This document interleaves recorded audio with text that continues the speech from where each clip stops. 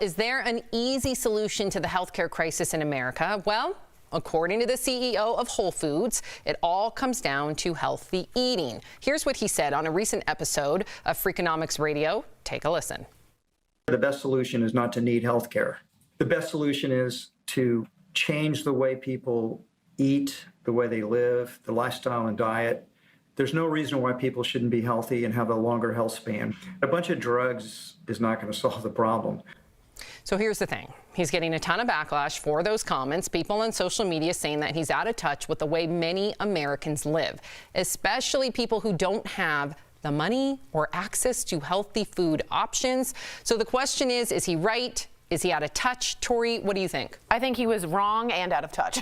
I think he sounded so high and mighty in this. Some people live, if you don't know, that's called a food desert, right? Where you live in, let's say, a more rural area, and there isn't a Whole Foods or Trader Joe's. There's a KFC, a Burger King, and a Wendy's, and maybe a liquor store. Right, or a liquor store or a 7-Eleven, right? And that's where you can get your food. And if you're working 2 jobs, you get a bucket of KFC because that's the cheapest thing, right? And you don't have the time to cook dinner. So not only did that come across as odd, I thought that when people are having issues with other health issues right now, healthcare is so direly needed. To say we don't need a healthcare industry goes back to his 2009 op-ed where he said we don't need Obamacare, we just need to take better care of our bodies. That's called privilege. And I think that's what he looked like. Listen, what he said there, that soundbite doesn't sound great, right? But I listened to him on Joe Rogan's podcast in long form, and I think that's how we have to start taking things, right? We can't take little sound bites and then, attack people like that. His message, I think, is good, on the other hand, from what Tori said. Obesity in this country is something we need to take seriously and look at, right? It's killed more people with its symptoms than COVID. And look how serious we take COVID.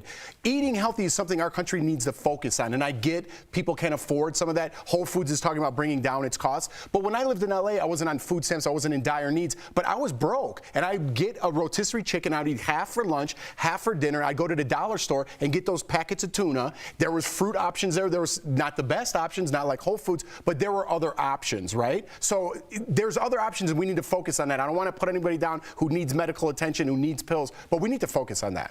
Let's get an expert opinion here. Our Dr. Kohli. So there you are. Hey, girl. So Dr. Kohli, what do you make of these comments? And we have to ask you, is healthy eating the answer to many of our healthcare problems in America? Is it more nuanced than that? Give it to us.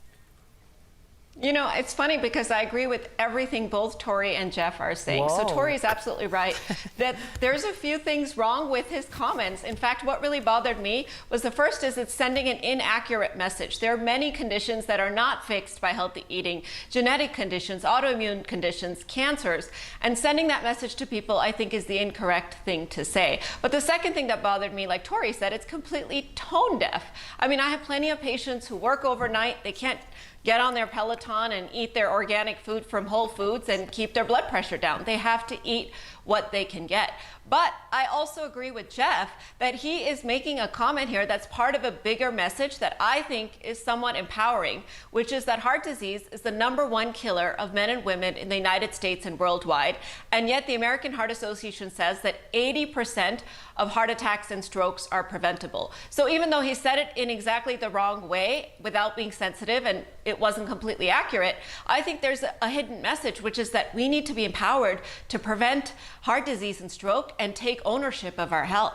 It's also the education. Thank you so much, Dr. Kohli. The education, and I look back at the school that I went to, and if you are eating what the cafeteria gives you every day, which a lot of my friends did because they were in lower income households, they were left eating complete processed crap. It's junk. So I think not only making sure that the schools are supplying fresh food for all children, but also educating children on how to take care of themselves so they can advocate for themselves and know what to buy themselves as they get older. It starts with the youth because, man, I feel like we've got a long way to go. Yeah, it's chicken nuggets and nothing and butter. Dr. Kohli, before you go, whose answer was the best? Was it mine? It was mine, right? Don't answer, Dr. Kohli. Do not answer. Yeah. We love you. You're the best, Dr. We'll be right back. It was mine.